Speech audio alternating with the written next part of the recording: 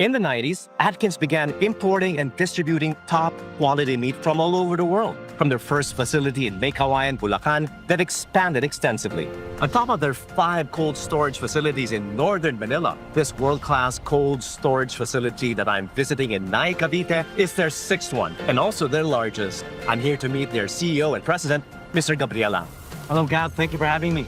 Welcome. This is a massive facility. How much meat can be stored in a space like this? This facility can store 14 million kilos of pork, beef, and chicken. You want me to show you around? Yes, please. Let's go. Malamig. So this is what a cold storage facility looks like. It's good that you came here in the morning. Kasi sa gabi, we're very busy preparing our goods for distribution to our client. So it's a 24/7 operation. Siguro, ang laki ng electricity bill yun.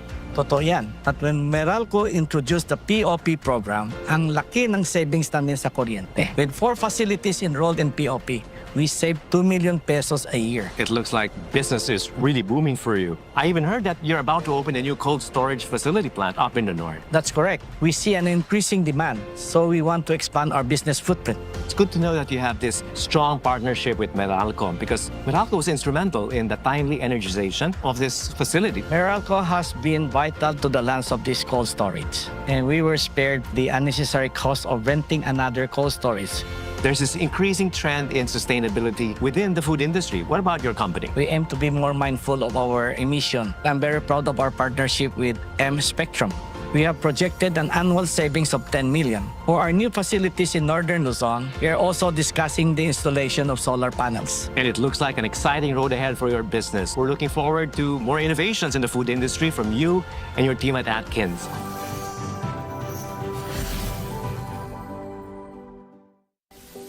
Home to the most coveted office spaces in the metro, this iconic skyscraper is now the corporate headquarters of the Bank of the Philippine Islands.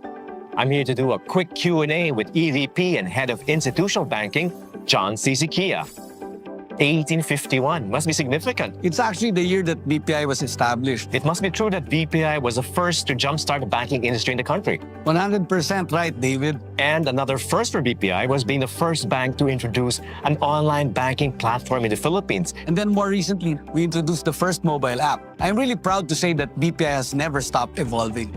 And since the pandemic, you've been ramping up your digitalization efforts. Indeed, the bank's mission is to expand our customer base by embracing and maximizing technological advancements. Meralco is one of your partners in digitalization. Well, Meralco has been our partner since 1957. BPI was the local lead underwriter for Meralco's IPO. How is Meralco helping you become more energy efficient? We really appreciate how the Meralco team and their relationship manager are so proactive.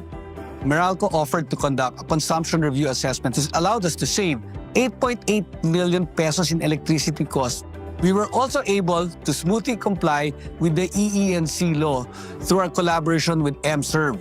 In the case of our operations, MIA Score does preventive maintenance of our branches to ensure all our equipment are in tip-top condition. I find it really convenient that I can pay all my Meralco bills through your BPI app. We really prioritized the Meralco Payment Gateway, knowing how vital Meralco bills payment is to everyone's everyday lives. What makes this partnership so successful? Our aligned efforts have led to the fast deployment of reliable, accessible, and secure platforms that both BPI and Meralco consumers have access to.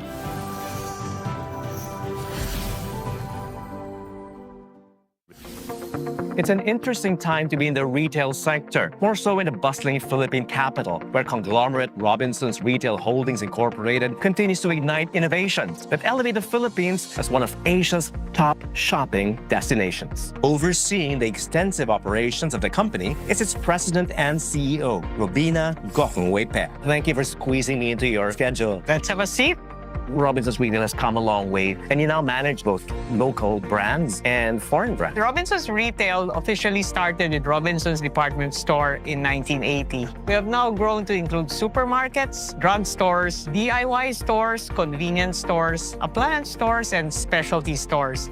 There's no one-size-fits-all strategy for managing all these brands simultaneously. Meralco has been with you through all these years. Without Meralco, we'd be working in the dark. Meralco has provided us with extensive and essential support through the years. Can you elaborate more on this collaboration with your power partner? When we rebranded our chain of convenience stores to Uncle John's in 2022, named in honor of our founder, my dad, John Gokongwei Jr., we enrolled majority of our stores in Meralco's auto-debit arrangement. That helped boost our efficiency along with the consumption behavior review, which saves us around 500,000 monthly. Let's talk about sustainability. Sustainability is an important part of how we do business at Robinsons Retail, which is why we have partnered with M Spectrum. Through our partnership, we've installed solar panels here at our head office in Libis, and we have more facilities in the pipeline. What I truly appreciate about Meralco is that the relationship management team proactively visits and updates me personally with anything related to our energy needs.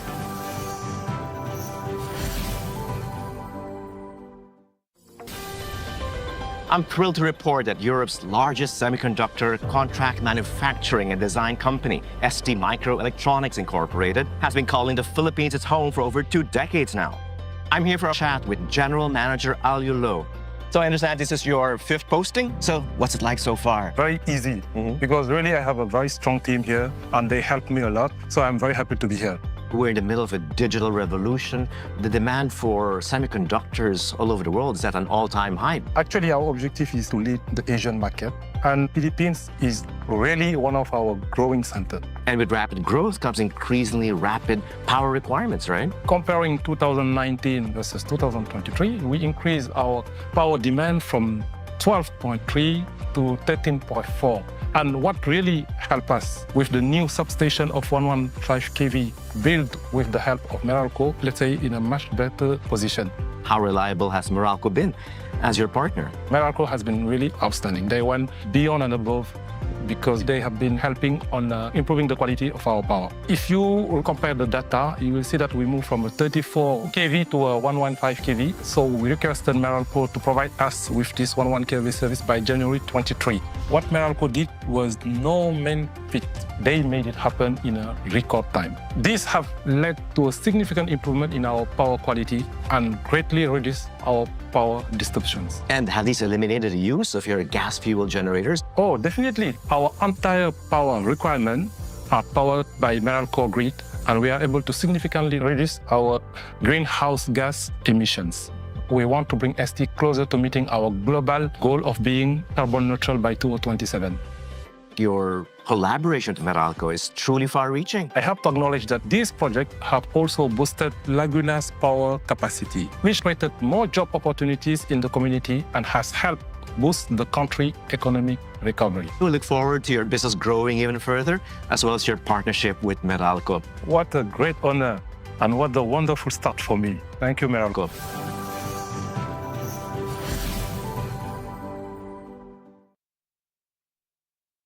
Good afternoon, ladies and gentlemen. Welcome to the Meralco Power Up Live, empowering your business journey. Meralco Power Up Live is a webinar series which aims to empower businesses through energy services and solutions. I'm Dane Realuyo, Energy Services Specialist. Good afternoon. I'm Paul Anatalio, Enterprise Relationship Manager, and we will be hosting this afternoon's webinar. With summer already here and the temperature rising, power consumption historically increases by 8 to 16% as compressors of cooling appliances work harder and we use these appliances longer. High power demand may lead to tighter power supply and power interruptions. To help you manage your energy consumption and ensure uninterrupted operations this summer season, we have invited distinguished speakers from the Department of Energy who will update us on the power supply outlook and discuss the Energy Efficiency and Conservation Act. We also have experts from Meralco who will share energy management practices and understanding your bill to help you manage your electricity consumption and costs. You can always rely on Meralco and its trusted partners to empower your businesses through any season and any challenge. Yes, thank you, Paul. And before we proceed with today's presentations, I just want to check how you guys are doing. Literally, let's do a temperature check. I know you guys have already been using the chat box to input some chat in the chat room. So let's do a temperature check this time. Can you type in the chat what is the thermostat setting of your aircon right now? I hope you can check it very quickly. And please use the chat box. Oh, Yeah, we're we're getting getting a a lot of lot. inputs, huh? All right. Wow. Thank you very much. I guess this really shows that everyone is attentive and we really appreciate this and we hope that this goes throughout the webinar. You know? I think I've seen the lowest setting. I think it's about 18. Yes. Maybe we'll find out later in the presentations the optimal temperature for your aircon settings. For now, I will give the floor back to my co-host, Paul. Thanks for participating in that quick poll. I hope that you will stay tuned and remain engaged throughout the webinar. But before we move on with our program, we would like to remind everyone to find a good spot where your internet signal is strong. If you have any comments or questions about the presentations, please go ahead and type them in the Q&A tab so we can address them during our panel discussion. Should you have account-related concerns, you may send your message through the link that we will send in our chat box. And to add fun and power up live session, we will be playing a trivia challenge. Just make sure to listen attentively so that you can answer the questions at the end of each presentation. Our lucky winners will receive special prizes from Meralco. And with that, let's get this webinar officially started. To formally welcome everyone to today's Meralco Power Up Live webinar, ladies and gentlemen, please give it up for the Senior Assistant Vice President and Head of Enterprise and National Government of Meralco, Engineer Roberto S. Galang. Good afternoon, everyone. Thank you for taking the time to join us today. We know how valuable your time is, and we truly appreciate your presence in this session. In today's webinar, we'll be covering three key areas: the Interruptible Load Program or ILP, the practical ways to improve your energy efficiency, and this year's energy outlook. So you'll have a clearer view of what to expect in the months ahead. We'll also share simple and actionable tips to help you manage and optimize your energy use, especially as demand continues to rise. Our goal is to help you make informed decisions, whether it's about participating in the ILP to help keep the lights on for Filipinos, managing your energy costs, or planning ahead for your operations. We'll keep the discussion straightforward and practical, and we leave time at the end to answer your questions. Once again, thank you for being here, and we look forward to a meaningful and productive session with all of you today. Good afternoon. Thank you very much, Sir Obet. I hope everyone's excited for what we have today. Let us now call in our guest speaker for today, who will be giving us an update on the power supply outlook. Ladies and gentlemen, let us all welcome the Officer in Charge, Power Planning and Development Division, Electric Power Industry Management Bureau from the Department of Energy, Engineer Noriel Reyes.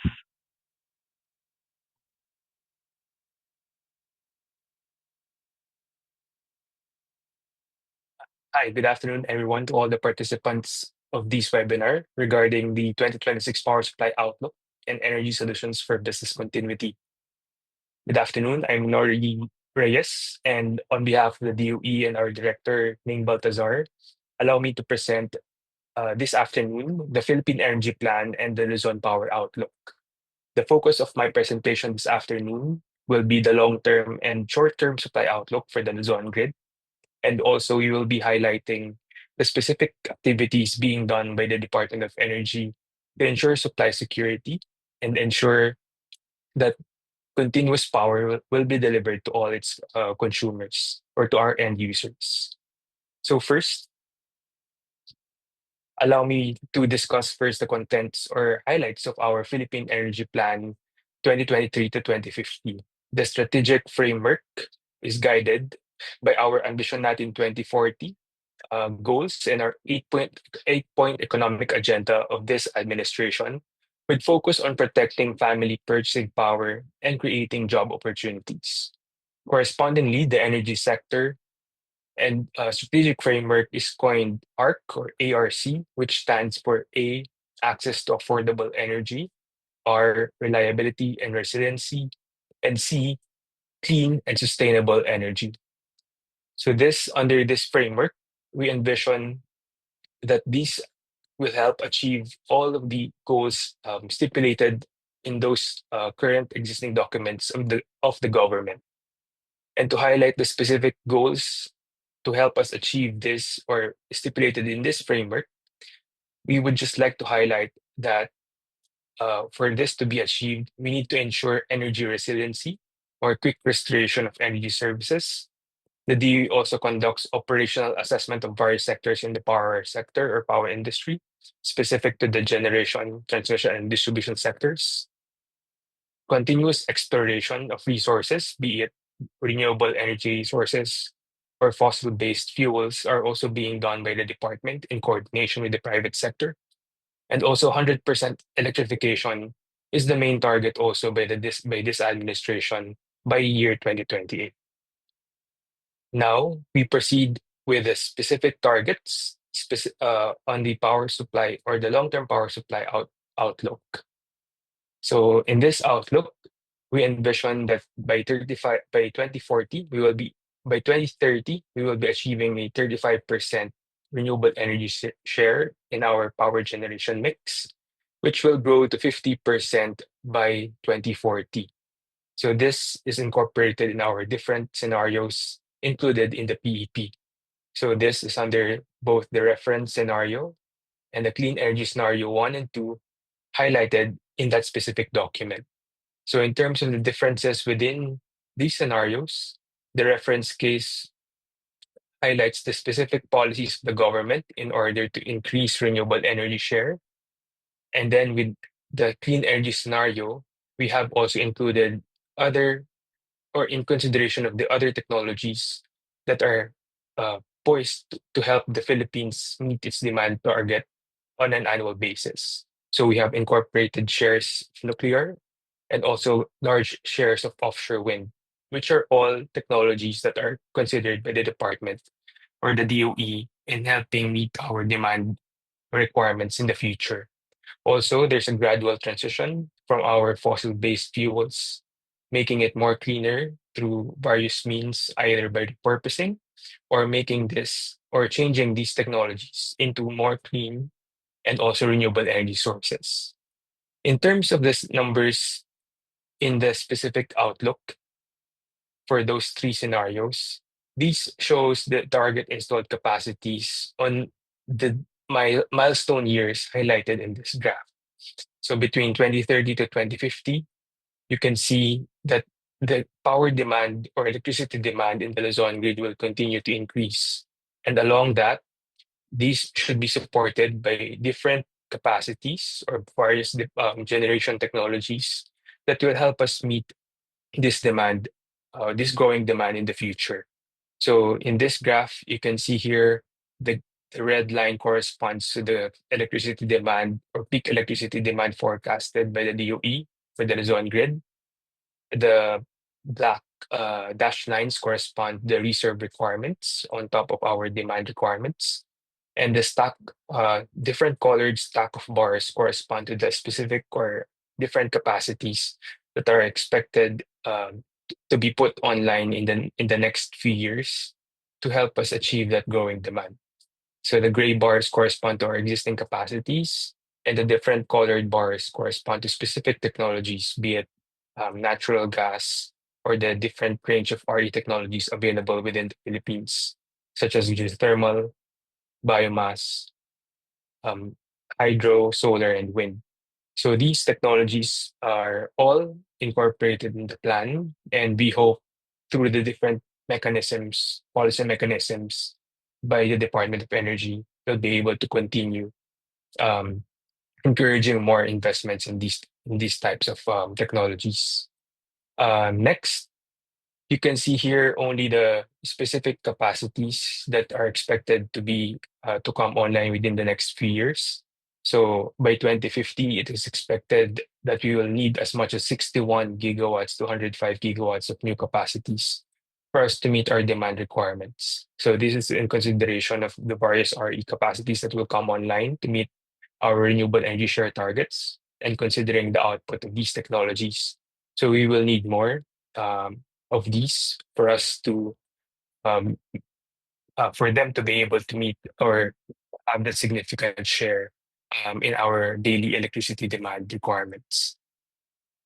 Now, having discussed the long-term numbers for the Philippine energy outlook, we will now be transitioning to our short-term power supply outlook because the challenge for the Department of Energy is for us to be able to translate these capacities into actual capacities that will be online and provide their electricity to the grid.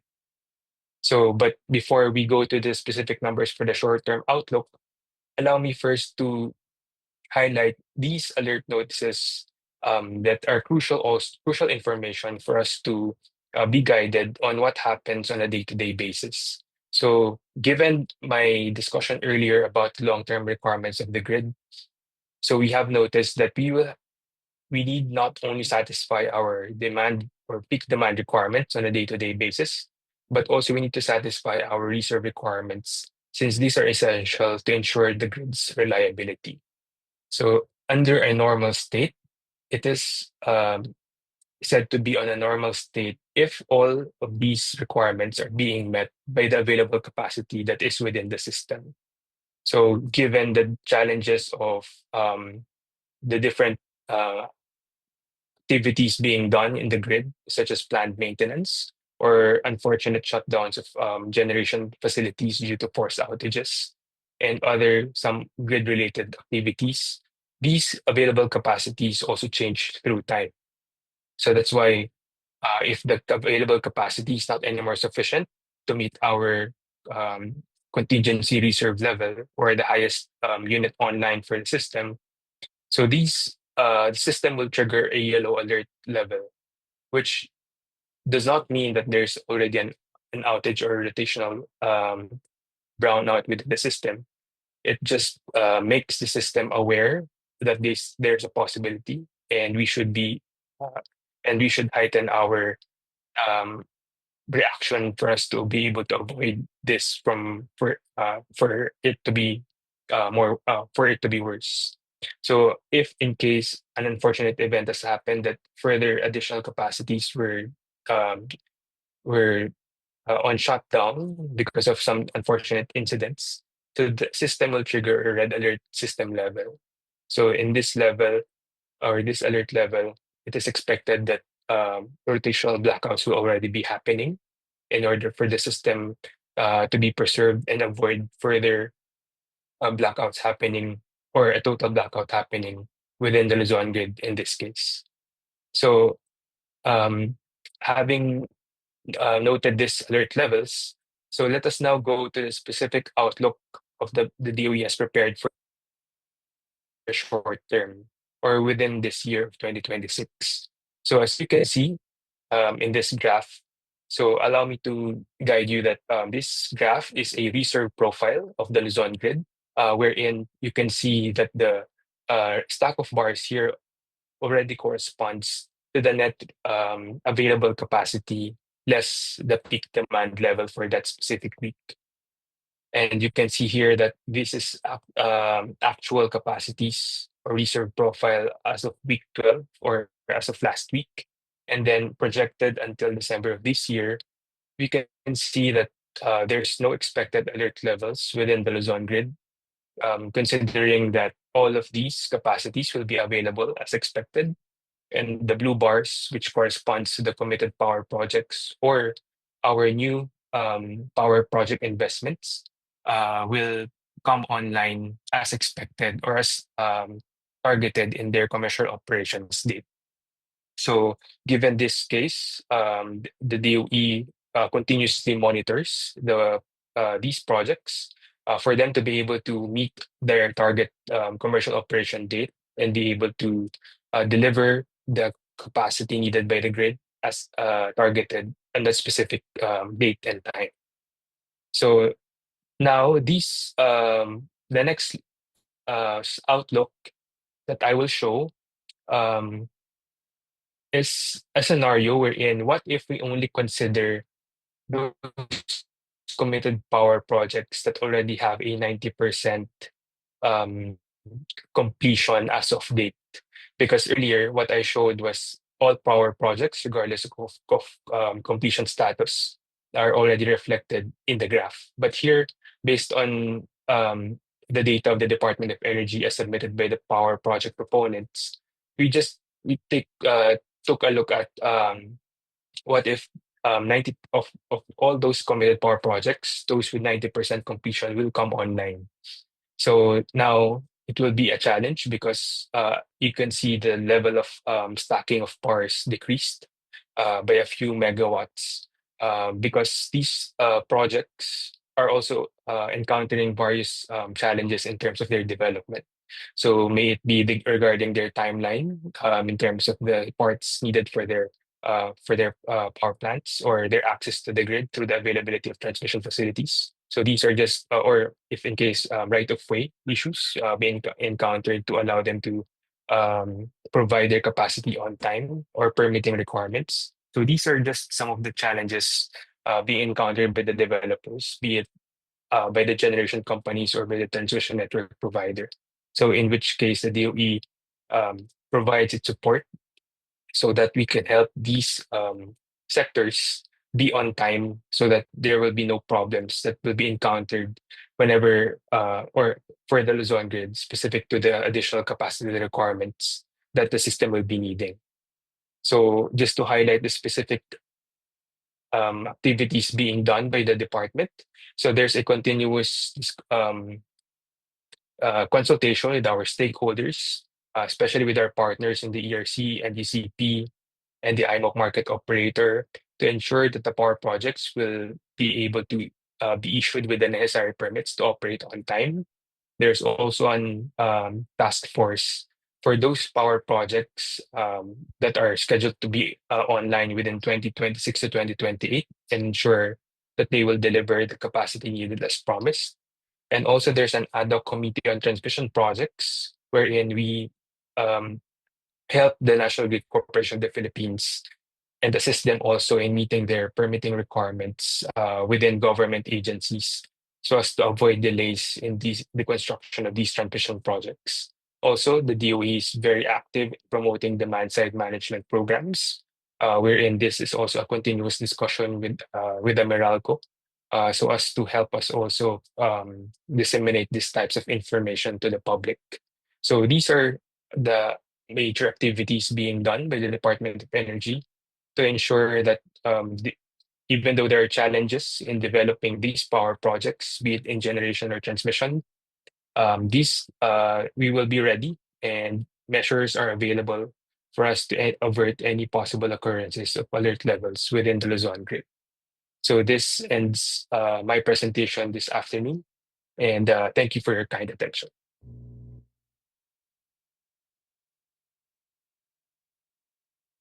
Thank you very much, Engineer Noriel. For those of you who may want a copy of Engineer Noriel's presentation, a recording of this webinar will be uploaded on the Meralco website.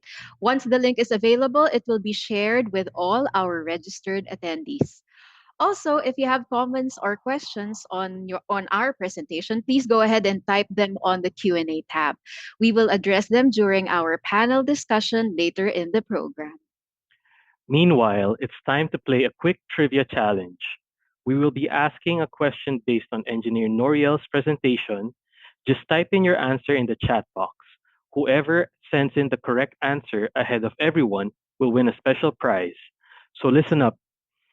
Here now is our first trivia question. What does the letter A in ARC stand for in the Philippine Energy Plan? Once again, what does the letter A in ARC stand for in the Philippine Energy Plan? Oh, I hope everybody got that. Go ahead and type in your answer now, but I'm already looking at a lot of inputs here. And I think we already have the right question. We already have the right answer in the chat box. So go. First one to send the correct answer wins a prize. And the correct answer to our first trivia question is. Did you get it right? It's access to affordable energy. Once again, the first one who was able to type the correct answer will get the prize. All right. So, anyway, the winner for this round will be announced at the end of the program. So, back to you, Paul. Thanks, Thane. Let's move on to our next speaker, who will be discussing the Energy Efficiency and Conservation Act. Ladies and gentlemen, let us all welcome the Director of Energy Utilization Management Bureau of the Department of Energy, Director Patrick Aquino, CESO 3. Good day, this is Director Patrick T. Aquino of the Department of Energy Utilization Management Bureau.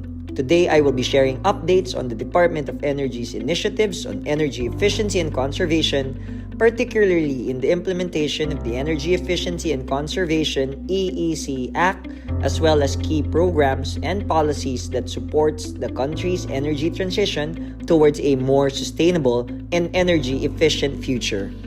The DOE, through the Energy Utilization Management Bureau, strengthens the implementation of various energy efficiency and conservation programs under the EEC Act. Since its passage in April 2019, significant steps have been made with 68 policies issued to date. This covers programs and policies implemented across different sectors. For the private sector, designated establishments are identified based on their annual energy consumption.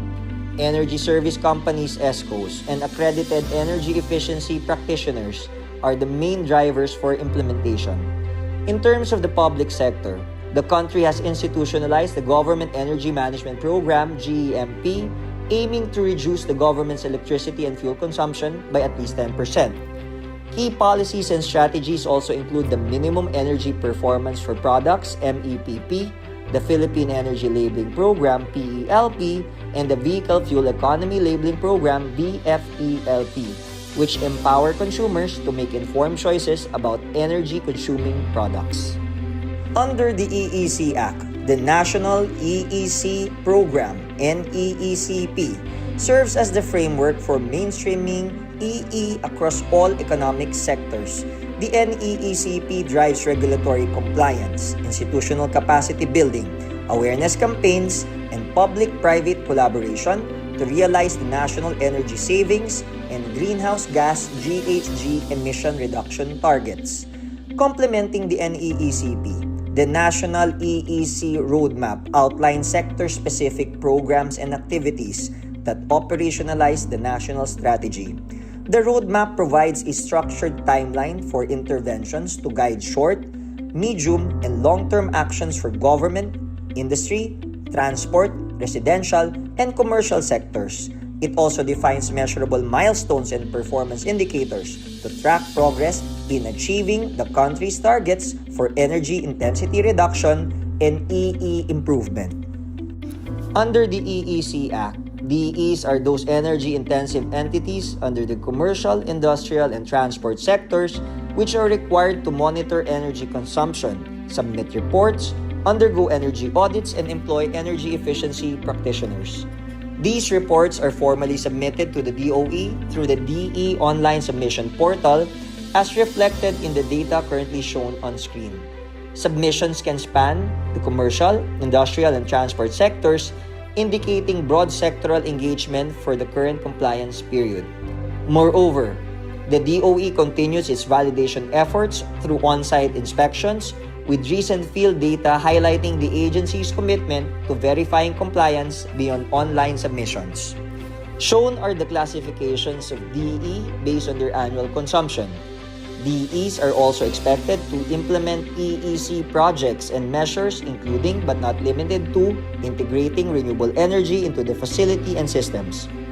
Recent reporting on energy efficiency and conservation efforts highlight a continued rise in investment activity. These initiatives have led to tangible outcomes in both energy savings and CO2 emission reductions, reinforcing the value of sustained cross-sector engagement in advancing national energy goals.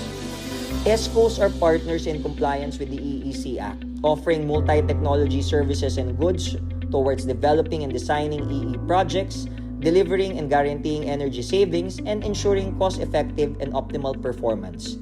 DOE classifies ESCOs as registered or certified, with registered ESCOs meeting basic requirements and certified ESCOs demonstrating proven performance in achieving project savings.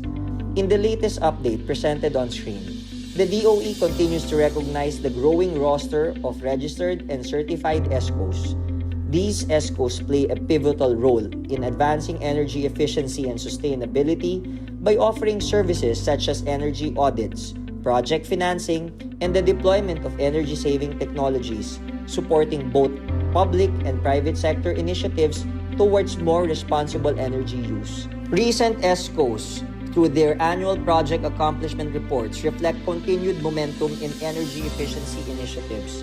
For 2024, the reported project cost indicates substantial investments across various sectors, reinforcing the role of ESCOs in driving measurable impact through strategic energy-saving interventions. Energy efficiency practitioners play a vital role in promoting sustainability across the various sectors. Their expertise enables the efficient use of energy, reduces costs, and contributes to environmental protection. The DOE established training regulations and certification guidelines for certified energy managers, certified energy conservation officers, and certified energy auditors to ensure that these professionals have necessary skills and competencies.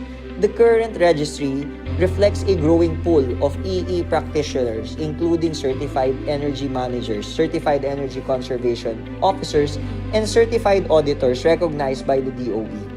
Alongside this, several training institutions remain active in supporting certification pathways for both managerial and auditing tracks.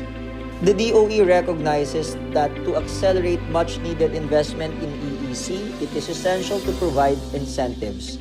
Such incentives are outlined in the Strategic Investments Priority Plan under the CREATE Act.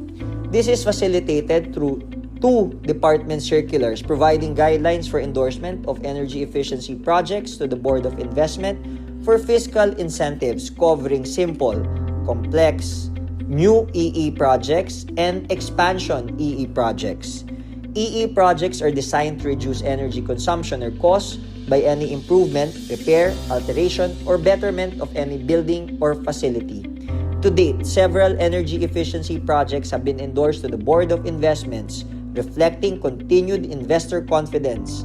These endorsements represent substantial capital infusion aimed at advancing energy-saving technologies and practices. Pursuant to Department Circular DC 2020-60015 as amended, prescribing the guidelines for the Philippine Energy Labeling Program, the DOE developed the Code of Practice for Energy Labeling and the technical requirements for additional energy-consuming products, ECPs. The PALP currently covers several appliance categories including air conditioners, clothes washing machines, television sets, electric fans, display monitors, lighting products, and refrigerating appliances. These implementing guidelines standardize labeling and registration requirements, strengthening compliance and consumer awareness. In line with this, the DOE is prioritizing the development of the Minimum Energy Performance for Products MEPP compliance mechanisms under the PELP implementing guidelines for 2026.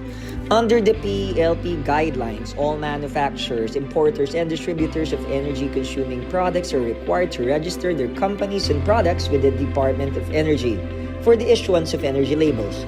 To support the implementation of the PELP, the DOE established an online registration system where manufacturers, importers, and distributors can register their companies and product models for energy labeling. Through the PELP system, the DOE monitors compliance, facilitates product registration, and ensures that energy labels issued in the market meet the program's energy efficiency requirements. The DOE continues to expand the coverage of the PELP and strengthen the MEPP to promote more energy efficient appliances in the market. Additional products such as microwave ovens, electric kettles, instantaneous water heaters, electric irons, and cooking fume extractors are being introduced for energy labeling. The inaugural Philippine Conference on Energy Efficiency and Conservation, PCEEC, brought together policymakers, industry leaders, experts, and members of the academe for a multi-day event focused on knowledge sharing and collaboration. The PCEEC highlighted the strategies to drive innovation, promote sustainability, and strengthen the country's energy efficiency and conservation efforts. The EEC Act also offers non-fiscal incentives through the Energy Efficiency Excellence EEE Awards, encouraging both private and public sectors to adopt energy efficiency practices for business development. The EEE Awards recognize energy-related projects including renewable energy, energy-efficient technologies, building designs, and EEC best practices. For the 2024 cycle, it honored outstanding energy efficiency efforts across both public and private. By the following year, there is a surge of entries reflecting growing nationwide engagement for sustained commitment towards advancing energy efficiency practices. In conclusion, the DOE underscores our commitment to the global energy transition. These combined efforts ensure our path towards attaining a clean energy future. Together, we are not only shaping policies, but also building the foundations of an energy system that will power generations of Filipinos to come. Thank you and have a great day. Thank you very much, Director Patrick Aquino. Again, to get a copy of Director Patrick's presentation, please wait for the recording of the webinar to be uploaded on the Meralco website. If you have questions for Director Patrick, please send them in through our Q&A tab. In the meantime, here's another trivia challenge listed from his presentation. Again, be ready to type in your answer in the chat box. So if you guys are ready, here is our trivia question number 2. How many policy issuances have been released under the Energy Efficiency and Conservation Act, or EENC? Once again, how many policy issuances have been released under the Energy Efficiency and Conservation Act? Please type in your answers now. And I'm seeing a lot of answers actually. Yeah, you can go ahead and type in your answers, everyone. Again, the first one to send the correct answer wins a prize. So good luck. All right, and I think we already have, I think we see a lot of correct answers. And the correct answer is 68 policy issuances. Once again, thank you for your participation. We will announce the winner by the end of the program. Up next, to tell us more about the Interruptible Load Program, its guidelines and benefits, please welcome Meralco's lead specialist, Generation and Transmission Economics, Ms. Letty Sapina. Okay, thank you, Dane. Good afternoon, everyone. So while we heard from Sir Nori from the DOE a while ago that there may be no yellow or red alerts, he also mentioned that it will still be important to promote demand-side management activities. So with this afternoon, I will be presenting the protocol of the Interruptible Load Program. Okay. But before we go to the protocol, for those of you who are not yet familiar with the program, I'll provide a brief background. So ILP was implemented in 2010 in the Visayas grid and then in 2012 in Mindanao to ration limited power supply in both grids and avert prolonged power outages. So in anticipation of a potential power supply shortage in Luzon, the DOE initiated the implementation of ILP in Meralco in 2014. So how does ILP work? As mentioned earlier, the objective of ILP is to ration limited power supply, especially when power interruptions are imminent. So when NGCP issues a red alert notice, then customers that are participating in ILP will be requested to reduce their consumption from the grid. Because of the urgency of the need to ration the limited power supply, the program prioritizes customers with large loads for the loading. So to join the program, the customer needs to sign the ILP agreement. So the ILP agreement, the protocol, the compensation mechanism, these are all part of the ERC's rules. So for captive customers, the ILP agreement is between the customer and the distribution utility, while for contestable customers, the ILP agreement is a tripartite agreement with the customer, the retail electricity supplier or the local res, and the distribution utility. We just want to emphasize that the ILP agreement automatically terminates if a captive customer moves to the contestable market and a contestable customer switches from one res to another. So if you're switching, please also ensure to discuss with the res and finalize the ILP agreement so that you can still participate in the program.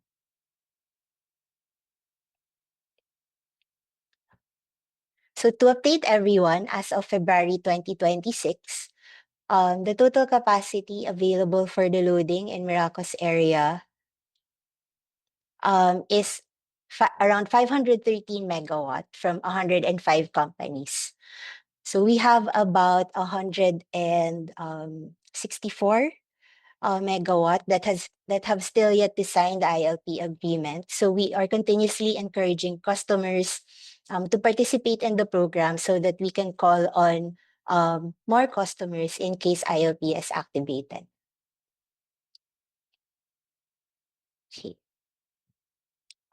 So as mentioned earlier, the program started in 2014, and on the effectiveness of the program, we would like to thank our participants who have tirelessly supported the program and actively participated whenever ILP was activated. So because of their support, the program has spared as many as 3 million households from rotating power interruptions.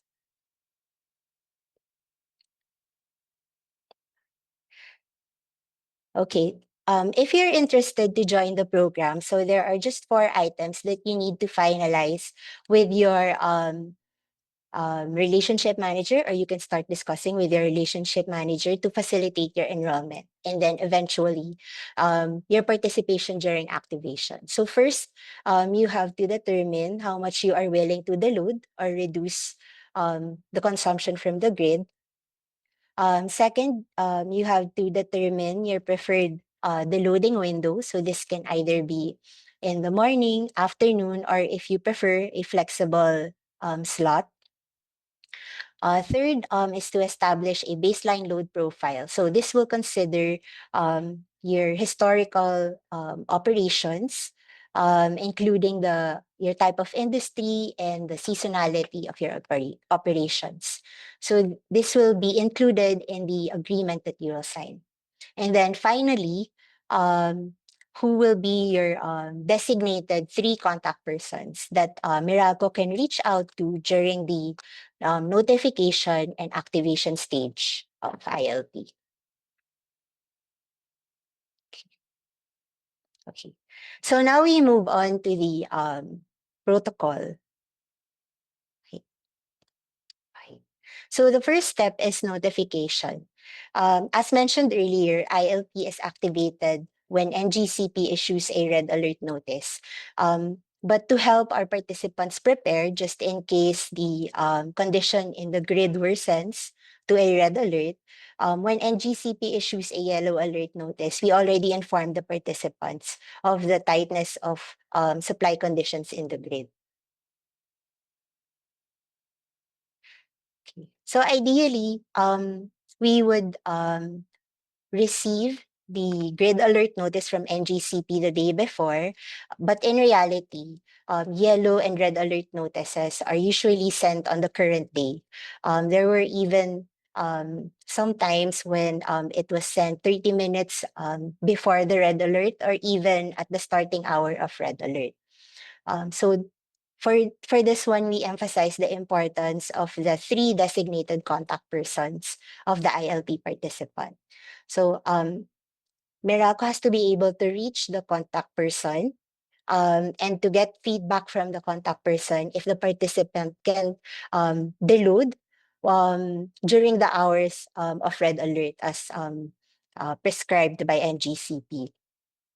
So once you receive the advice, the contact person should immediately respond on the ability of the loading of the participant. So during the day, the condition of the grid may change. So we may start the day from yellow alert in the morning, and then it may worsen to red alert, or the red alert hours may be adjusted. So with the changes of the grid conditions, we will also notify the participant through the contact persons. So at every notification, the expectation is that the participant through the contact person will respond and give feedback. So this is important because we need to determine also if we should still schedule loads for manual load dropping, just in case ILP participation is not enough to cover the projected deficiency of supply in the grid.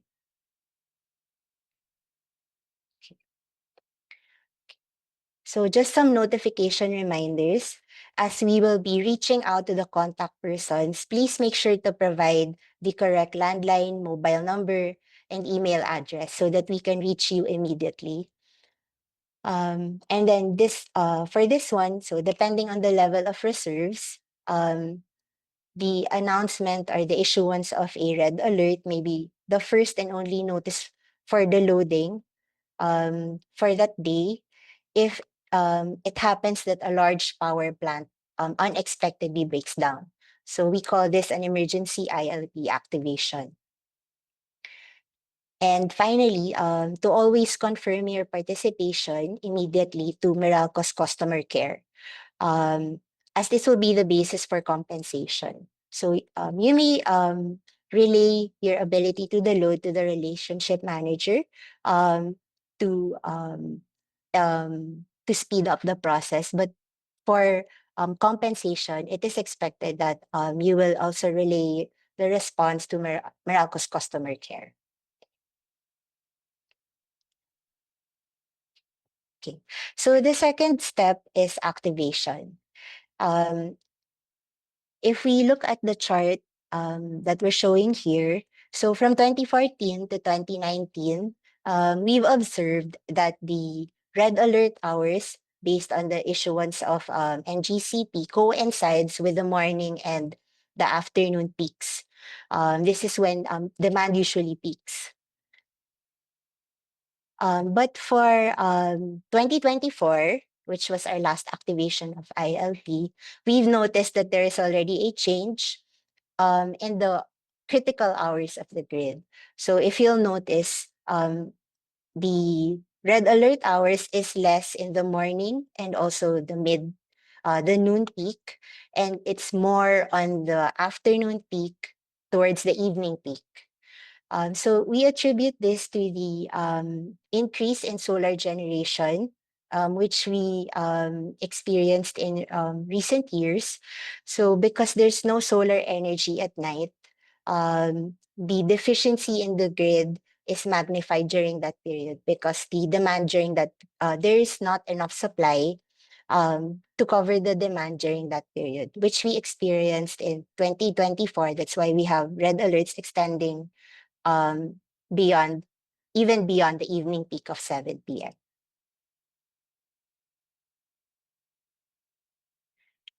Okay. And then just so we manage our expectations on when ILP may be activated. So as expected, most of the ILP activations occur in the second quarter, when during summer when demand is high and then the supply of hydro plant decreases. However, we also have ILP activations in the third quarter because this is the period where power plants resume their scheduled maintenance because they're not allowed to conduct maintenance during the peak period, which is the second quarter. So we may observe a decrease in supply starting the third quarter, which we've observed in the past.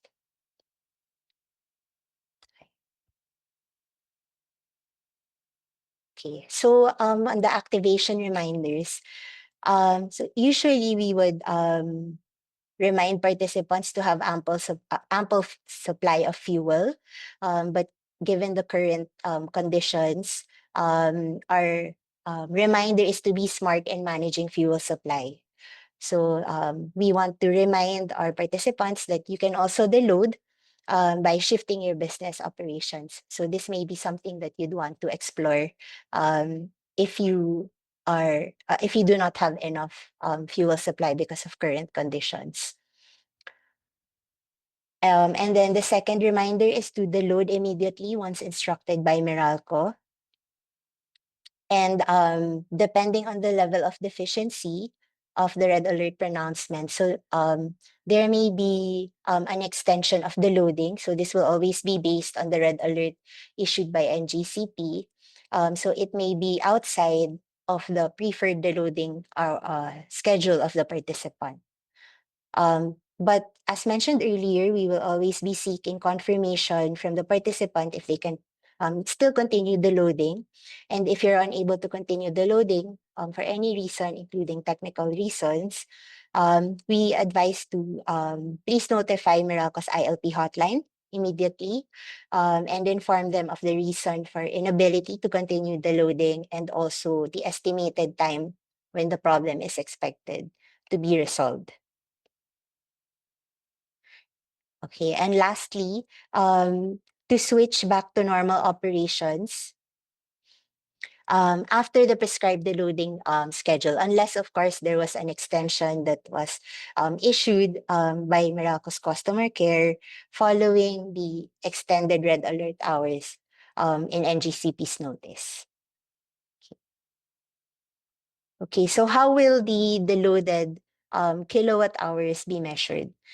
Okay, so the third step is to determine the deloaded kilowatt hours or the compensable kilowatt hours.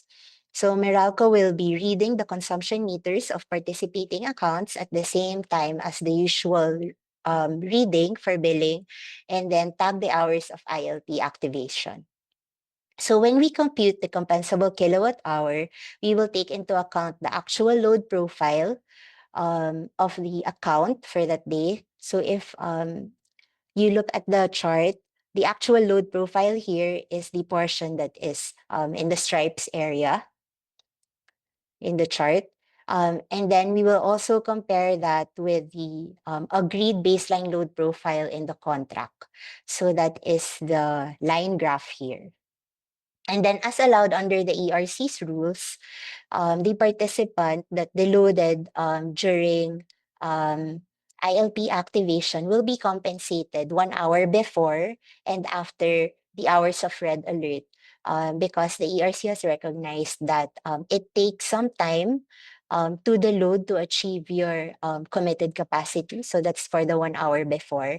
And then it also takes some time to return to normal operations and consumption from the grid. So that covers the 1 hour after.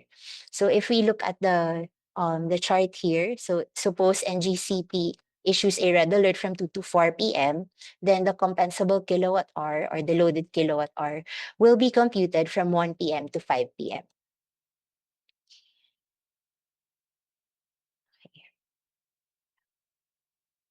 Okay, so for contestable customers, there's just an additional step that covers accounting of the energy of the loaded contract energy and the WESM. So this process is done under the BCQ declaration process in the WESM to be completed 7 days from the day of ILP activation. So this process is done through the close coordination of the distribution utility, the retail electricity supplier, and the generator of your retail electricity supplier. So just to summarize the timeline, after the distribution utility or Meralco computes the compensable kilowatt hours, it will be given to the RES, and then the RES will validate and also confirm the computed compensable kilowatt hours. So once it has been confirmed, the RES will then send the confirmed compensable kilowatt hour to the GenCo for BCQ declaration in the WESM. So this process is supposed to be completed 7 days from the day of ILP activation.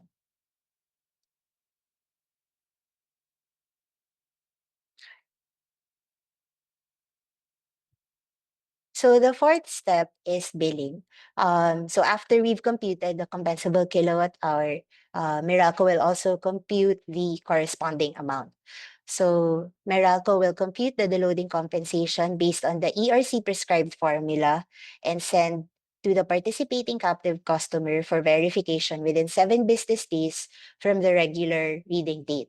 Now for contestable customers, the computation will be sent to your respective RESs within 7 business days from the 26th day of the month.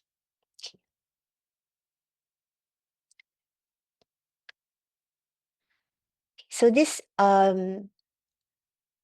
we're showing the formula for the loading compensation under the ERC rules. So as prescribed in the ERC's rules, the ILP participant will be compensated for the incremental deloading cost, which is the difference between your cost of fuel of operating your gensets and the electricity cost. So the generation cost of fuel is the average price of diesel from Petron, Shell, and Caltex as of the end of the previous calendar month in the city or municipality where the participating customer is located. So for example, we have ILP in April. The generation cost of fuel will be based on the average price of diesel in these gas stations where the customer is located as of the end of March. So it's for the previous, it's the end of the previous calendar month. And the generation cost of fuel in pesos per liters is multiplied by the fuel consumption rate that has been prescribed by ERC. So this is at 0.34 liters per kilowatt hour. And then the PC average rate, that's the total average rate in the bill. We'll discuss this more later with an example. And then aside from the fuel cost, the participant will also be allowed to recover maintenance cost based on the prescribed peso per kilowatt hour for maintenance cost of the ERC. So in the ERC's rules, this is 0.32 pesos per kilowatt hour. Right, okay.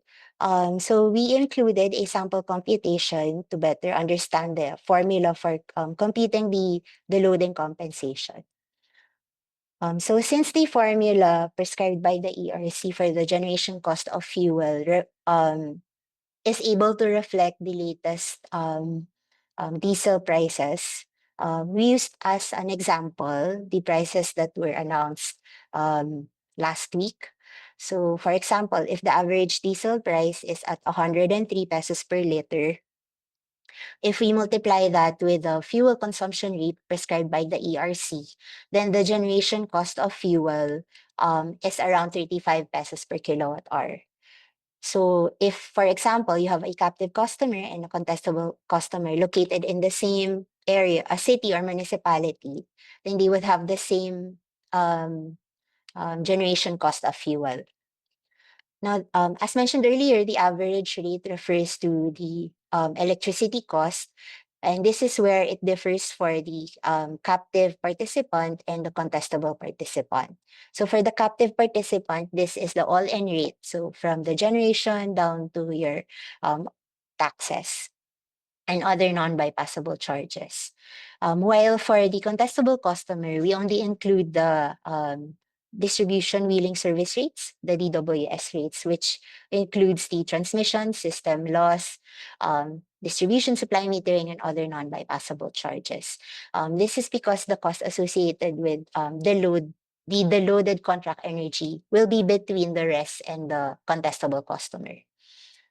So to get the incremental deloading rate based on the ERC's formula, we subtract the average rate um, from the generation cost of fuel. So suppose you're for a captive customer, the average rate is around 12, and then for the contestable customer, it's around 3.4. And then you'll have an incremental deloading rate for a captive customer at 23.16 pesos per kilowatt hour. And at for the contestable customer, it will be 31.7 pesos per kilowatt hour. And then you add the maintenance cost and then multiply it um, with the compensable kilowatt hour to get the peso amount. So just to highlight that for the captive customers, the deloading compensation is paid directly to the captive customers, while for the contestable customer, the payment for the redeclared BCQ is given to the rest, and then the cost associated with the loaded contract energy in the supply contract will be between the rest and the contestable customer.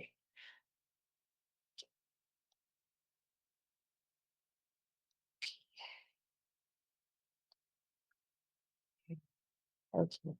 And the last step for implementing ILP is settlement. So the signed conformal letter, so the participant or the rest for the contestable customer will review the computation of the load and compensation or the payment for redeclared BCQ. And then the signed conformal letter must be returned by the rest to Meralco within 2 business days from receipt. And then for captive customers, it's within 3 business days. And then upon receipt of the signed conformal letter, Meralco will process payment within 30 business days. Okay, so yes, for participating contestable customers, the rest shall compute and pay the deloading compensation in accordance with the relevant agreement between the customer and the rest. Okay. So just some reminders for billing and settlement. So for captive customers, please submit the necessary documents to facilitate the settlement. So for example, the BIR certificate of registration upon enrollment to avoid delays in the processing of payment. And then upon Meralco's payment of the deloading compensation, the participating captive customer shall issue to Meralco an official receipt with authority to print. And then for the reses, this is in relation to the BCQ redeclaration timeline. We request to facilitate the enrollment of Meralco as the Genco supply customer upon the execution of the ILP agreement, so that we can comply with the timeline and to ensure that redeclaration of the compensable kilowatt hour by the rest Genco is done in favor of Meralco. Okay. Okay, so that ends the overview of the protocol for implementing ILP. I just want to show again the slides on how to participate. So as mentioned earlier, we continue to encourage enrollment because the program becomes more effective the more we have customers that can participate. And for the benefit of the participants, the loading, the frequency of the loading may be reduced if we can call on more customers. So if we can within the ILP participant pool, if we can also rotate who will be called to the load. Okay. And also, if you're switching again, the big portion of the ILP capacity is already with the contestable market, so that we can still call on you to participate. Please finalize the ILP agreement with your reses as soon as possible. Okay, thank you. That's the end of my presentation, and see you in the open forum. Thank you very much, Ms. Letty, for sharing about the Interruptible Load Program. We are really thankful to our ILP participants for supporting Meralco's goal of keeping the lights on and helping spare millions of households and small businesses during red alerts. For those of you who may want a copy of Ms. Letty's presentation, a recording of this webinar will be uploaded on the Meralco website. Once the link is available, it will be shared with all our registered attendees. If you have questions, please send them in through the Q&A tab.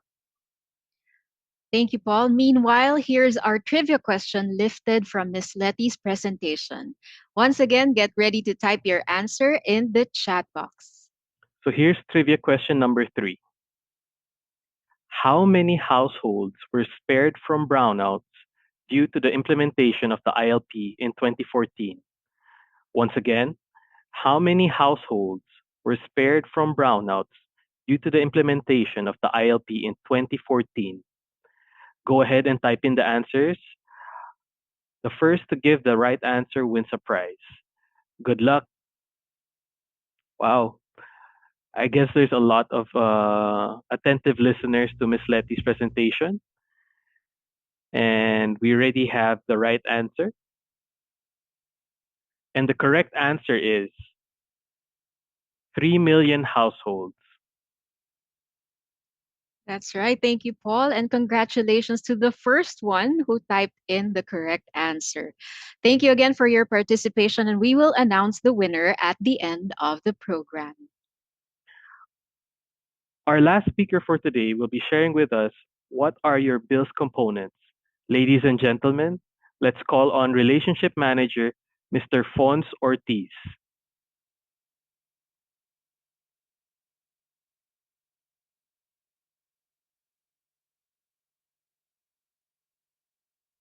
Hi. Good afternoon, everyone. So, again, welcome to our webinar on understanding your Meralco bill. Today, I will be, hold on. Again, today, I will briefly walk you through the key parts of your bill, what affects your electricity charges, and how you can better manage your consumption. I know because a lot of details are often overlooked. People may find the bill a little hard to read. So, as part of Meralco customer centricity effort, the company has taken steps to address and resolve the issue. We want a clearer view that gives more power to our customers, providing you a better understanding of your bill.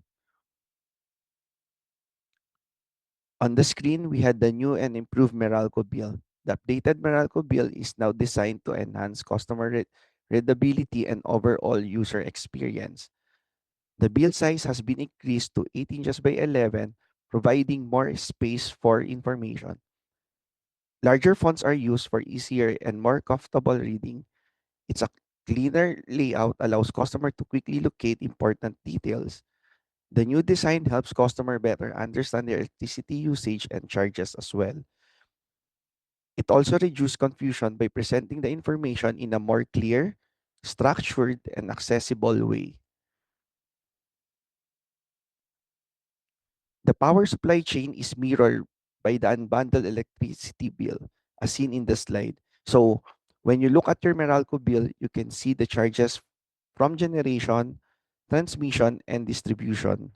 Your bill's total amount due is broken down into two main components: remaining balance from the previous bill, charges for current billing period, and a detailed summary of the different parts of your bill. The common notion by customers is that all their payments for the electric bill is paid to the distribution utility. However, it is actually goes to a different entities, and only about 12% of your bill basically goes to Meralco for the distribution charge. The stakeholders of the power supply chains have their respective charges, and Meralco is responsible for collecting all these charges, so you won't need to worry about the many different entities collecting payment from you. Here's an overview of your energy consumption, which is the basis of your total bill charges.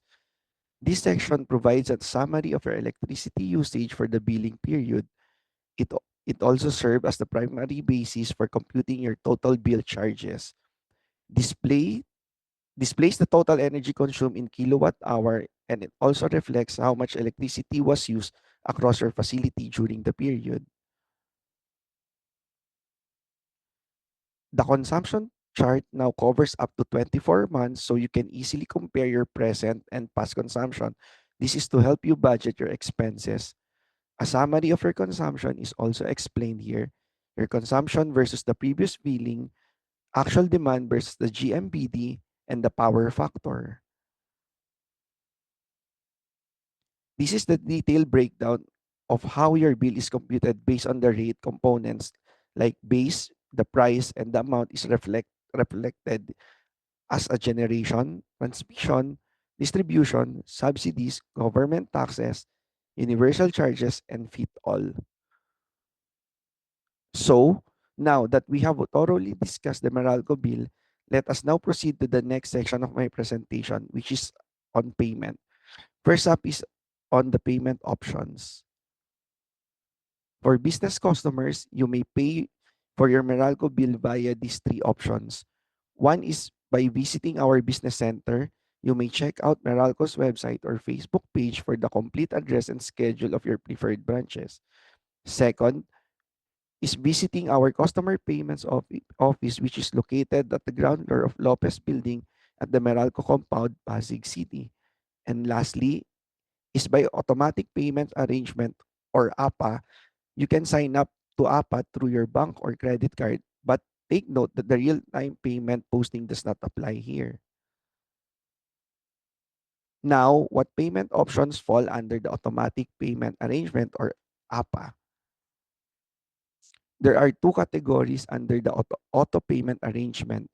These are the auto debit arrangement or ADA and auto charge arrangement or ACA. For the auto debit arrangement, your Meralco bill will be automatically be debited from your savings account once the due date is reached. The banks offering auto debit arrangement are AUB, BDO, BPI, China Bank, PNB, RCBC, Robinsons Bank, Security Bank, Union Bank, and UCPB. On the other hand, for the auto charge arrangement, your Meralco bill will automatically be charged to your credit card earlier than your due date as per the bank's offering auto charge arrangement.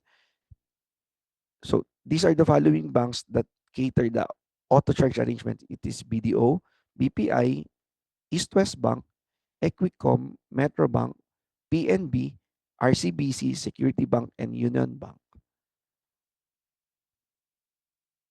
Now, what is the billing and payment process for the auto payment arrangements? These are basically four important dates to consider. The billing process begins with the meter reading date, so that's the day one. Then on the day three, this should be the bill delivery date. Well, that is except for the group accounts. And for those on auto charge arrangement, this is when the payment is charged to the customer's enrolled credit card. On the day 10, is the bill due date. So this is when the banks notify Meralco for any return or rejected transaction. And for those who has an auto debit arrangement, this is when payment is debited from the customer's enrolled debit card. And finally, on the day 11, this is when the bank sends the BIR 2307 form to Meralco. Okay, so let's move on to the overview on the enrollment or cancellation of automatic payment arrangement. The high-level process involved four steps. First, the bank will send the enrollment or cancellation request to Meralco. Then Meralco processes the said request. Then next, Meralco sends the feedback on the request to the bank. And finally, the bank informs the customer on the status of the enrollment or cancellation. So please note that the application is between you, our customer, and your preferred bank, and it is not directly with Meralco. Also, please be advised when you enroll on the auto payment arrangement, you should have no outstanding bills at the time of the enrollment. So these are the benefits of automatic payment arrangement. So first, in group billing, statement of accounts are consolidated and delivered in batches. Bills are charged to customer preferred bank in batches. No email or follow-ups of payment advices. One-time processing of payment based on the number of batches. It reduces instances of disconnection of service. It also reduces instances of no bill received. For the automatic payment arrangement, payment is always up to date, which will result to a good credit score. Maintaining a good credit for 3 will allow customer to refund their service deposit even if the contract is not yet terminated. Customer needs to ensure as well to submit their CWT form on or before the due date to have a good credit score. There are banks offering CWT printing facility where they will be the one who process the and preparation and the submission of the forms in behalf of the customer. Now, allow me to give a practical tips and initiatives you can implement to your office. First is true improvement of the pumps and motor by use of variable frequency drive of VFDs. This can be used in escalators or chiller pumps. As we all know, by simply replacing compact fluorescent light CFL to light emitting LED can save you a 5,000 per month per 100 bulbs. Lastly, by installing a motion sensor lights to detect movement from a nearby object, it automatically turns on and off the lights which optimize usage. So it is being proposed that all of this can be achieved using a systematic approach involving a level of commitment and support from the top management. Experience has shown that significant reduction in energy costs are possible in industrial and service sectors. These savings are initially possible without the investment in new technology, merely by operating and maintaining existing system in an energy efficient manner. Energy cost reduction is one of the few areas in the organization where we can reduce costs without impacting our employees in real and imaginary ways. This is this is in contrast to other aspects of cost reduction. In fact, comfort levels and productivity will also improve to the improved operational control. So, sharing with you some of the key takeaways. Energy consumption is not abstract, it can be tracked and quantified. Monitoring usage allow us to adjust behavior, optimize operations, and reduce waste. Third, energy efficiency is about maximizing output while minimizing the input. Fourth, simple actions like turning off unused equipment or adjusting its schedule can already create savings. And lastly, energy saving practices should become part of our daily routine. So as we wrap up today's sessions, if you have any questions or clarification, or if you would like any assistance in managing your energy needs, you may reach out to your relationship manager. And lastly, we'd also like to invite everyone to stay connected with Meralco through our enterprise and national government Viber community. These platforms allow you to receive timely updates, important announcements, and helpful information on billing, services, and other advisories. It is a convenient way to stay informed and engage with us beyond today's webinar. You may also join by scanning the QR code on the screen or clicking the link provided in the chat. We look forward to staying connected with you. Thank you. Thank you very much, Mr. Fons. And without further ado, here is our fourth and last trivia question based on Mr. Fons' presentation. I hope you guys are ready to enter the answer. So the question is, what does APA stand for? That was fast. What does APA stand for? I'm already seeing correct answers in the chat box. Once again, first one to send the correct answer wins a prize. And now we find out the correct answer. which is automatic payment arrangement. All right. I hope you got it correctly. And thank you so much again for your very active participation this afternoon. Please stay tuned as our trivia winners will be announced before the end of the program. And now to you, Paul. And with that, I believe our audiences have already posted some comments and questions directed to our speakers. This brings us now to the panel discussion. Let us call back our speakers, Engineer Noriel Reyes, Director Patrick Aquino, Ms. Leti Sapina, Mr. Fons Ortiz. We will also be joined by Mr. Anderson S. Ong Siping, Head of Meralco's Competitive Market Operations Management. Thank you, Paul, and good afternoon, everyone. We'll now begin with the questions po, ano? And I think this question is for Director Patrick. So the question is, with the strengthened implementation of the Energy Efficiency and Conservation Act, what should businesses do first to align their operations with national energy efficiency policies? I'll repeat the question po. With the strengthened implementation of the Energy Efficiency and Conservation Act, what should businesses do first to align their operations with national energy efficiency policies? I think the first thing that businesses should do, given all of the volatility that's happening, it's abundantly clear to us that demand or how we consume is what we can control. Supply is outside of us unless you start deploying your own renewable energy source, such as solar. But the most important thing that anyone listening and watching can do is just be more efficient in how they consume electricity and even fuel.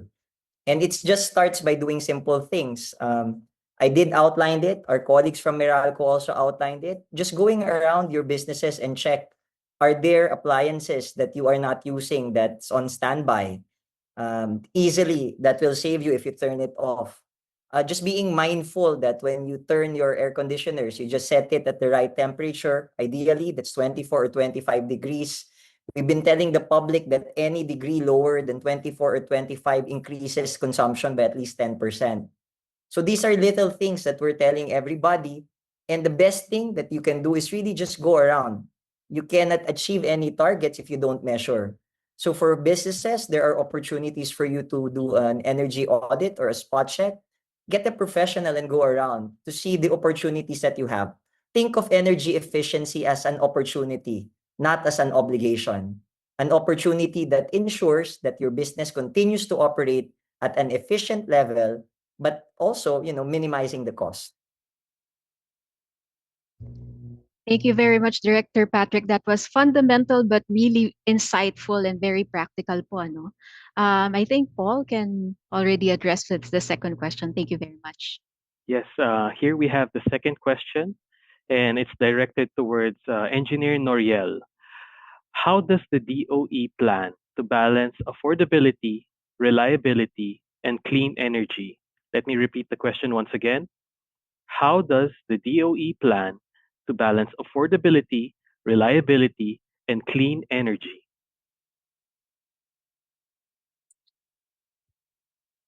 Okay, thank you for the question. Given that it's part of the DOE strategic framework, or the ARC framework, so the DOE is also prioritizing various measures for us to be able to transition properly into a cleaner grid, or with more RE generation in the grid. But first, for affordable supply, you're ensuring affordable supply by making our utilities or stakeholders procure these competitive technologies based on a competitive selection process. So we have prescribed various technologies that are expected to come online, which can contribute to the grid. But these should be also incorporated in a proper manner through proper planning and also through proper procurement. We also encourage a more reliable system by having more capacities online, encouraging more investments in power generation to have a sufficient reserve margin, and also transitioning to a more flexible um, more flexible capacities also to manage the influx of variable renewable energy within the system. Also, with all these being accounted for, scaling to more clean technologies such as renewable energy, nuclear storage. So these will all be incorporated in the system once we make sure that uh, our system is also ready to be able to take this system and be able to incorporate this generation in our power mix. So thank you. Thank you, Engineer Noriel. I believe that the DOE's plans will certainly benefit the community. No, I think Dane, we have another question for Engineer Noriel. Yes, and the question is, will the clean energy transition increase electricity prices? So this is more focused on affordability naman po, ano. The question again is, will the clean energy transition increase electricity prices? Based on the conducted simulations of the DOE regarding the effect of transition in electricity prices, I think initially an increase will be felt by the consumers given that we're transitioning to a more enhanced system.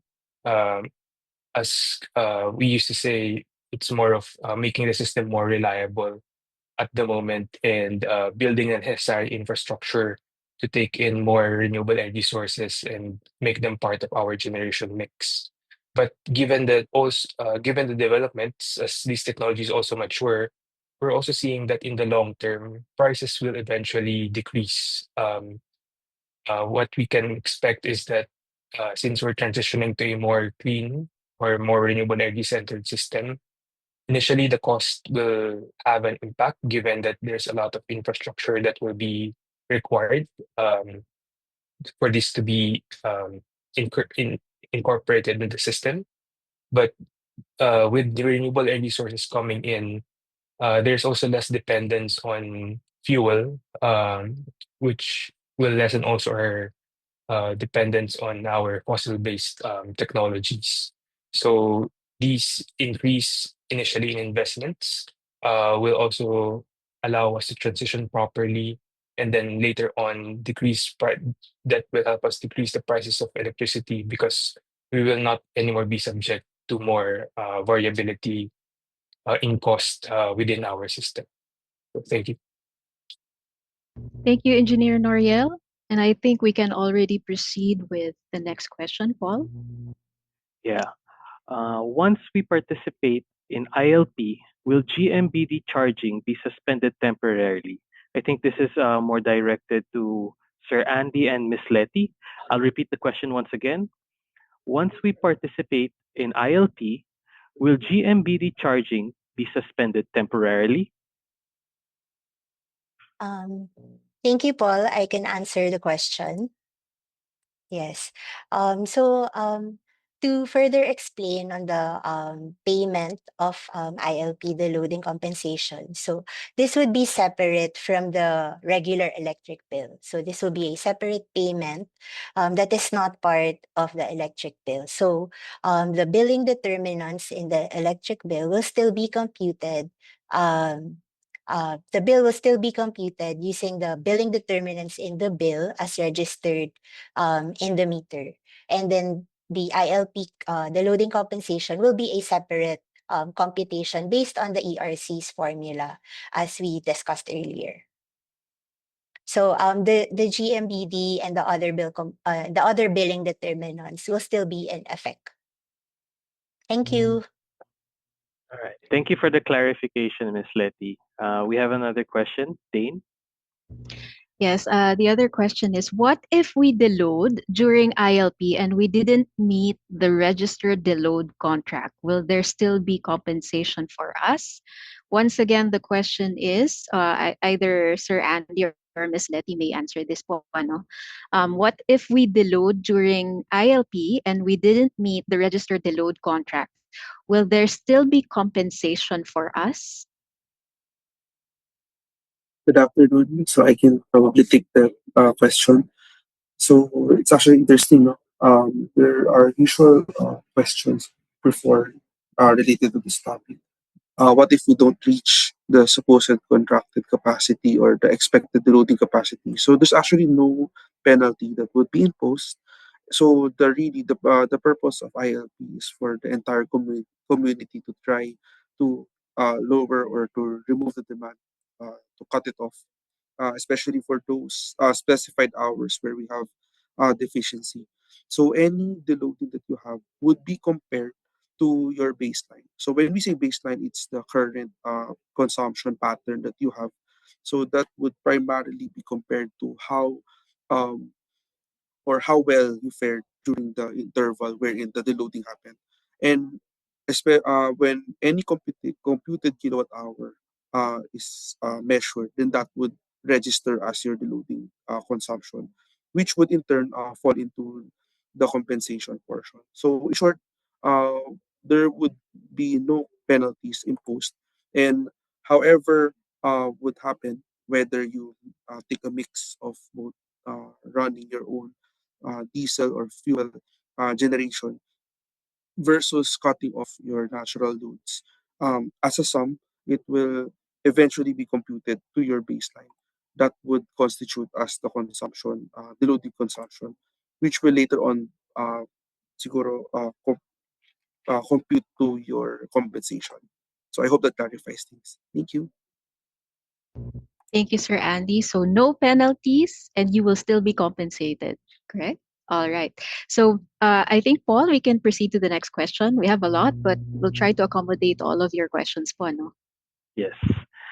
So the next question is, if a company wants to start optimizing its energy costs, which part of the bill should they first focus on? This, I think, is more directed to Mr. Fons Ortiz. Again, the question is, if a company wants to start optimizing its energy costs, what part of the bill should they focus on first? Thank you, Paul.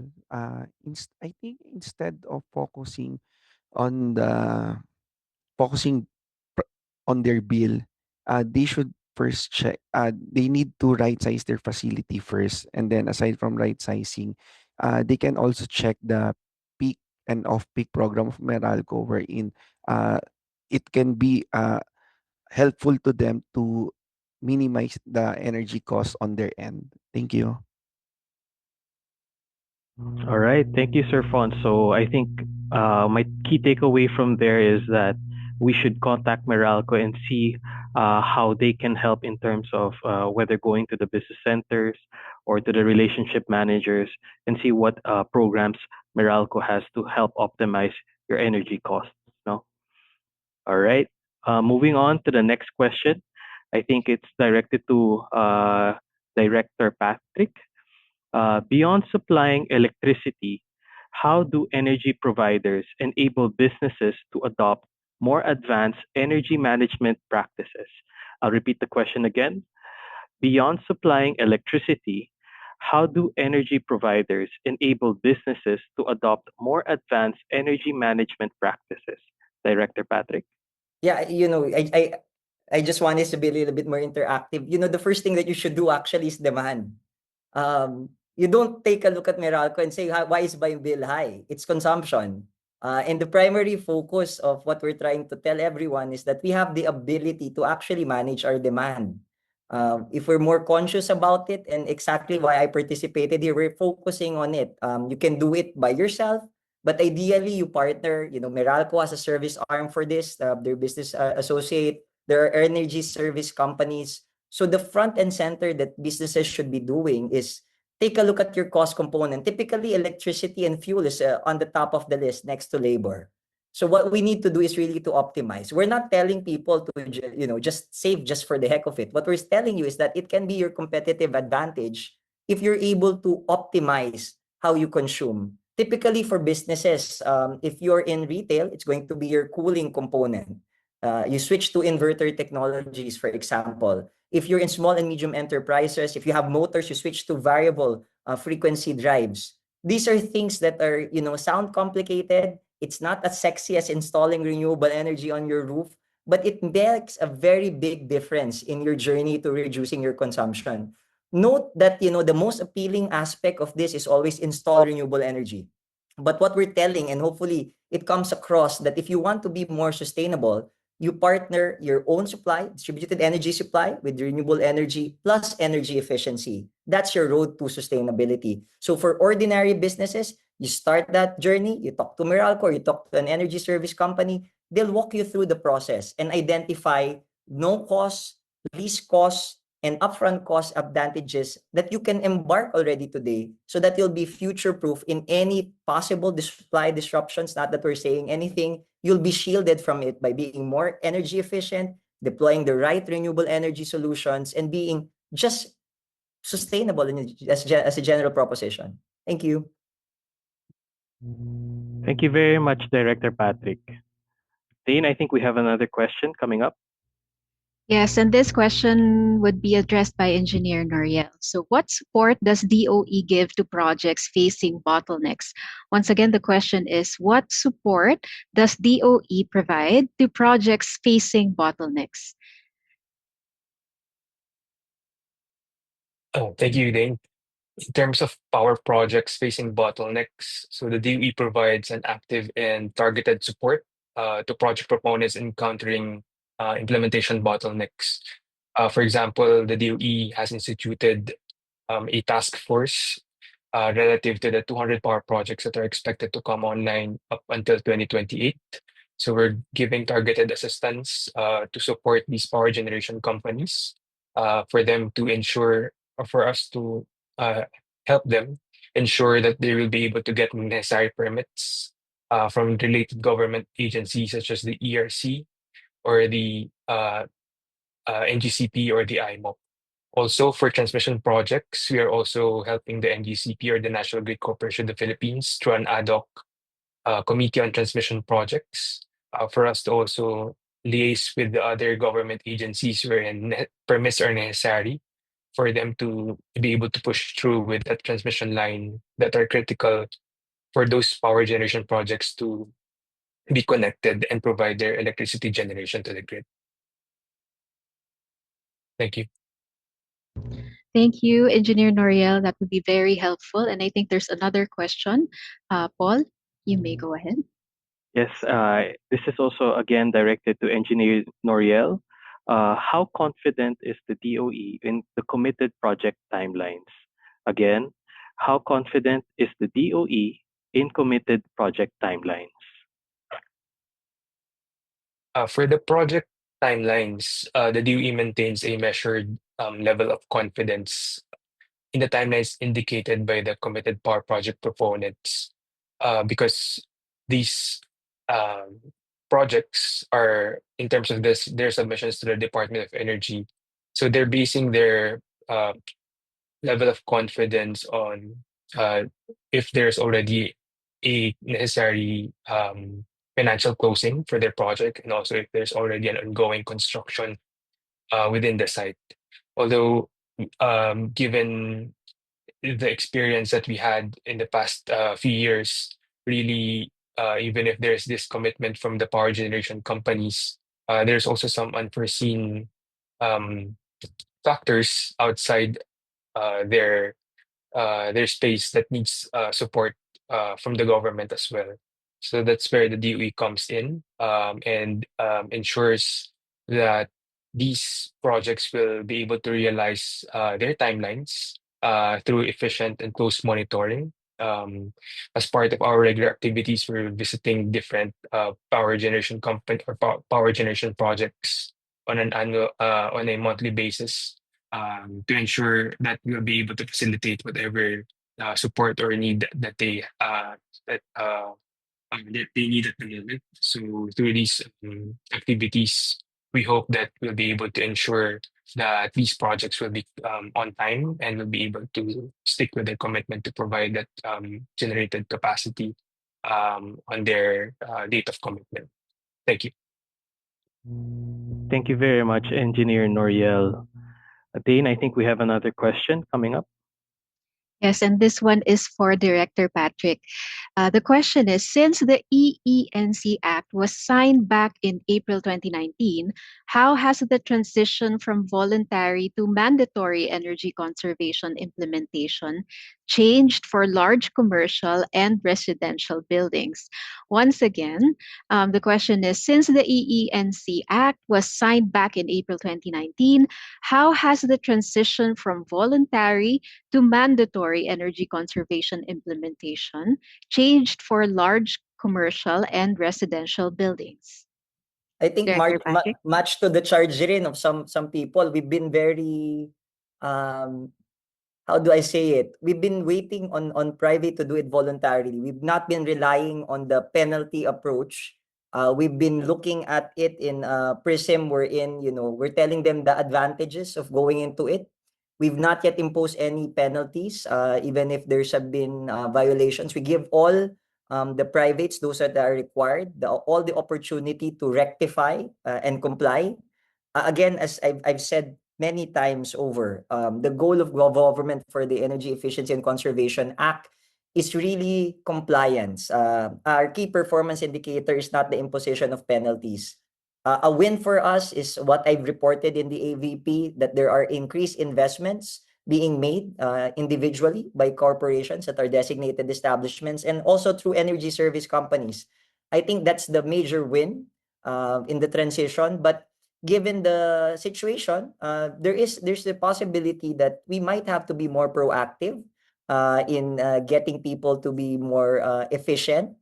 Again, our desire is for us to be more efficient. We're not after restricting comfort. We're not after restricting the economic output of everybody. What we're saying is let's just optimize it. Let's be more efficient. We've not reached the threshold wherein we're supposed to actively reduce consumption. What we've been messaging all along is that let's just be more efficient. Let government take care of ensuring that there's sufficient supply. And yeah, that's it. Thank you, Director Patrick. And for the interest of time, we'll be accommodating the last question for this panel Q&A. Go ahead, Paul. Yes, thank you very much, Dane. And for the last question, we have it for Director Patrick. Is there any possible impact on the power supply considering limitations on diesel fuel right now due to the Middle East crisis? Let me repeat the question. Is there any possible impact on the power supply considering limitations on diesel fuel right now due to the Middle East crisis? I think Secretary Garin already answered this publicly. It has been asked repeatedly. The share of diesel in our electricity or power generation mix is very small. What we're going to be seeing, and I think the sound off has been done through the weekend, is that there will be definitely an impact as to the pricing of electricity. And I think Meralco also came out with a statement on this. So the best thing that we can do is on the part of both the DOE and the Energy Regulatory Commission is try to make sure that any increases are at a level that's manageable for people. But the most important thing that hopefully the takeaway from everybody from this particular event is that, let's focus on what we can do. And what we can do is really manage our demand. Again, be more efficient. Little things really matters, whether it's on electricity, making sure that your thermostat is at 24 degrees in aircon, your aircon filter, your electric fan, make sure it's clean. You unplug appliances that are not in use. And then for fuel, we've been saying all along, if you have the ability to transition to electric vehicles, transition. It's 5 pesos to run an internal combustion engine versus 3 pesos and 50 centavos per kilometer for a hybrid, and 1 peso and 71 centavos for an electric vehicle. Now more than ever, there are technological choices that are available, and there are individual and business choices that you can do to be able to be more energy efficient. Now is the time to do it. It makes business sense. And incidentally, doing that energy efficiency at this point in time is also a sense of helping our country. Like the rest of the world, we're in the same predicament. We can get through this if we just work together. And for Filipinos like you and me, every household, let's just practice energy efficiency, fuel efficiency. That will spell a big difference for everyone. Thank you very much, Director Patrick. I love that how that answer was very dense with practical activities, no, to save on energy and to be more efficient with the use of it. That's all the time we have, I'm afraid, but we'd like to thank everybody, all the speakers. Let's give them a virtual round of applause. Thank you very much for the valuable information that you have shared with us today. And we hope our audience learned a lot from today's session that they can bring back to their respective businesses and offices. For those of you who have questions that were not addressed during the Q&A session, we will be reaching out to you after the program. You may also encode your concern or request through our concerns form via the link posted in our chat box, or you may scan the QR code flashed on the screen. In case you have other power-related inquiries, you may reach out to us through the channels being flashed on the screen.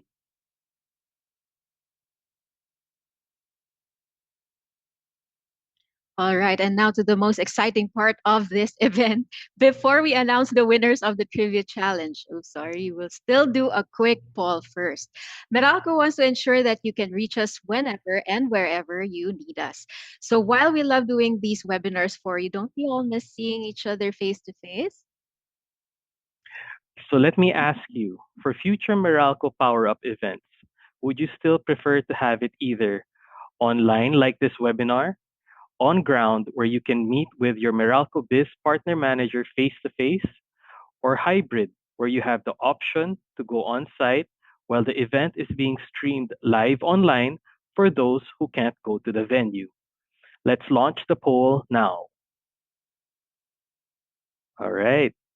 Seems like we're getting a lot of responses for online, especially with the current situation and rising fuel prices. I see a lot of people still prefer online. Yep, and I love how they're very attentive to this webinar, ano? Yes. All right, let's proceed to the next question. The next question, what is your preferred schedule for Power Up events? Do you prefer to hold it in the morning or afternoon? Let's launch the poll now. The choices are morning or afternoon. Oh, they prefer the afternoon sessions. I believe it's because it's after lunch, so they're happy and filled. All right, let's move on to the next question. What is your preferred platform for receiving Meralco Enterprise event invitations? Let's launch the poll now. The choices are email, SMS, or Viber. Where do you like to receive notices or invitations such as this? Yeah, I think we're receiving a lot for emails. All right. All right, I guess that's it. Thank you again very much for your feedback and attention. This will definitely help us in planning our future events. And now we are ready to announce the winners of our trivia challenge. Congratulations to the following.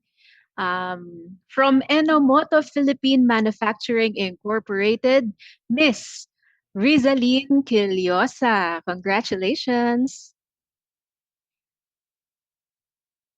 And for the second winner from Mega World Corporation, Miss Perlita Espeleta. Congratulations, Miss Perlita. We also have a winner from Vacuum Tech Philippines Incorporated, Mr. Norman Caparas. Congratulations. And our last winner? Our last winner is from Choi Plastic World Philippines Incorporated, Mr. Onfre Tasico Jr. Congratulations, Mr. Tasico.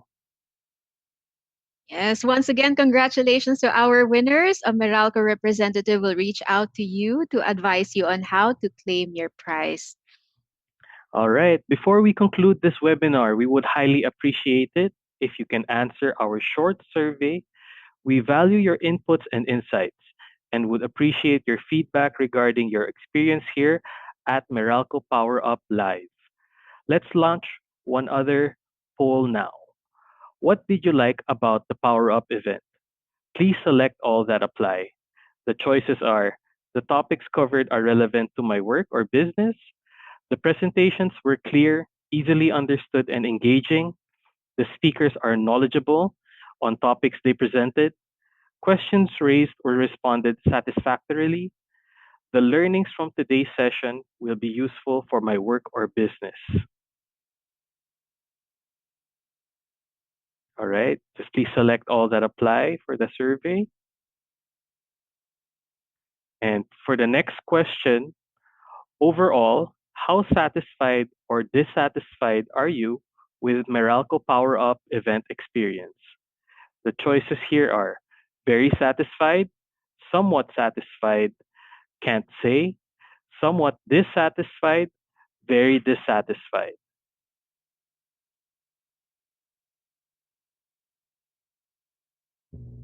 All right. At this time, the results are not being flashed, but pretty sure everybody's answering the quick survey. All right.